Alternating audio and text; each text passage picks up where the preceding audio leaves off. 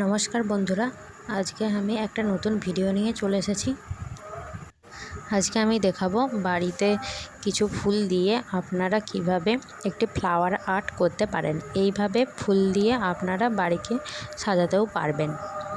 তো চলো আমরা আস্তে আস্তে আমাদের বাগানে যে সমস্ত ফুলগুলো আছে সেগুলো তুলে নিই।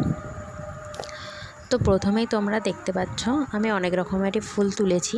রজনীগন্ধা, দোপাটি, অলকানন্দা, অপরাজিতা, যেগুলোর ভিডিওটা আমি তোমাদের সাথে শেয়ার করলাম। আপনারা ভিডিওটা শেষ পর্যন্ত দেখবেন এবং যদি ভালো লেগে থাকে তাহলে অবশ্যই লাইক সাবস্ক্রাইব করবেন।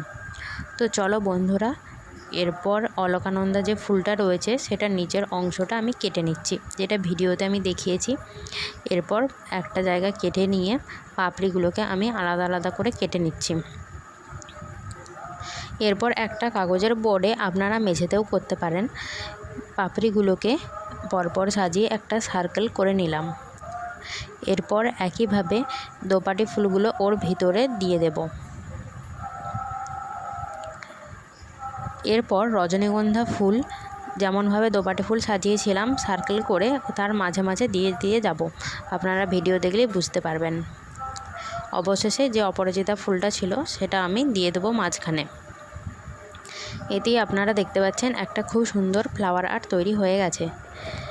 এটা আপনারা পূজার সময় যে আলপনা হয় তার মাঝে এটা তৈরি করতে পারেন। আমি এটা আরও জুম করে ভালোভাবে দেখালাম আপনাদেরকে। আপনারা এইভাবে বাড়িতে বানাতে পারবেন।